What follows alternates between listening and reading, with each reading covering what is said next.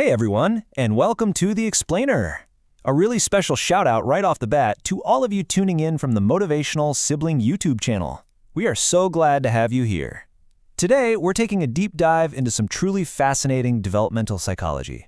We're going to take all this rigorous academic research and break down exactly how your family hierarchy, your brothers, your sisters, or even your lack thereof, basically serves as the ultimate training ground for your social skills. So buckle up, because we are unpacking the science of exactly how your childhood home shaped the adult you are today. So let's just jump right into the big question here.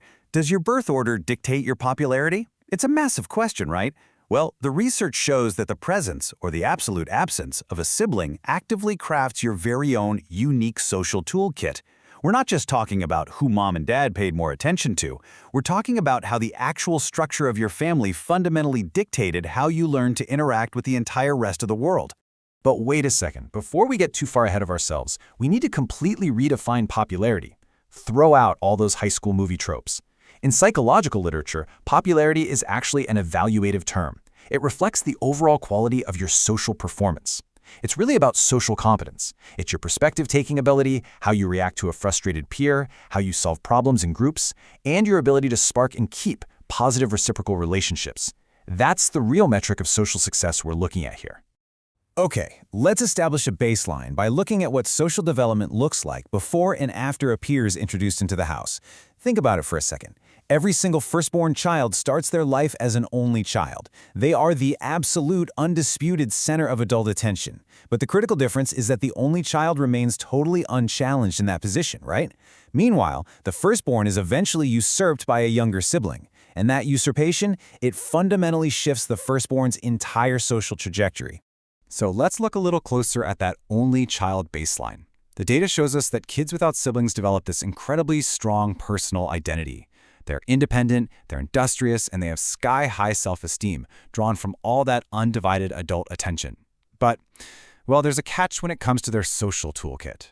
Because they're so used to seeking adult acknowledgement, they might be fantastic at chatting up their teachers, but they often neglect peer relationships. They just haven't had to fight over the TV remote or share their favorite toys every single day.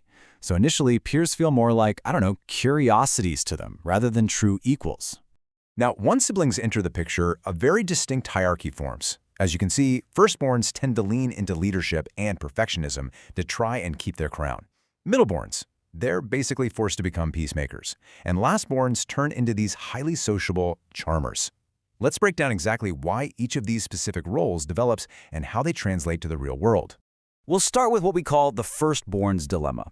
For a pretty good chunk of time, firstborns are just bigger, stronger, and smarter than their younger siblings. Naturally, this builds a very specific type of superior self-esteem. They're super used to being the leader, making the rules in the living room, and striving for perfection to please the adults. But take them out into the real world, drop them on a playground with a bunch of equal-aged peers, and suddenly they aren't in charge. The research indicates that firstborns are actually less trustful and less likely to reciprocate in peer games. They are amazing at leading, sure, but they can get really uncomfortable and highly competitive when they're forced to simply follow someone else's lead. Now, here's where it gets interesting with the middle child squeeze. Check out this finding. Because they report feeling almost persecuted by older siblings, they heavily stress the importance of fairness. By constantly having to negotiate peace and justice at the dinner table, they turn into these incredibly strong, innovative social operators with their friends. They're always trapped behind an older kid and ahead of a younger one. And managing that tricky dynamic builds a seriously robust social toolkit. And then, of course, we have the youngest, the last-born advantage. They don't have the stress of carving out a brand new path or desperately trying to prove their superiority. Their niche is already pre-developed for them. So instead, they become these expert observers who influence everyone else purely through charm. The research shows they're generally the most sociable and, frankly, the least demanding. Sure, they might avoid taking the lead in unfamiliar situations, but their relationships with peers are driven by a craving for those comfortable, attention-rich dynamics they totally mastered as the baby of the family. All right, moving on to the next section. The sibling gender effect. How brothers and sisters alter the equation.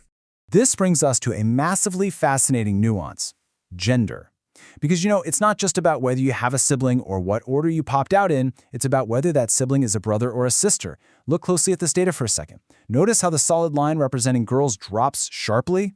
It is so surprising, but the data clearly shows that girls with older brothers actually exhibit lower perspective-taking skills than girls who are only children. No way, right? Meanwhile, boys actually see a slight marginal benefit from having an older brother.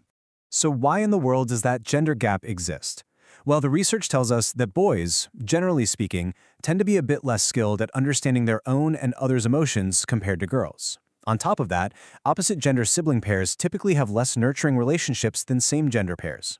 Add that up, and an older brother is just much less likely to engage in the kind of emotional teaching and deep conversations that a younger sister needs to boost her perspective-taking skills. It completely proves that the influence of siblings is vastly more complex than simply checking a box for whether or not you have one.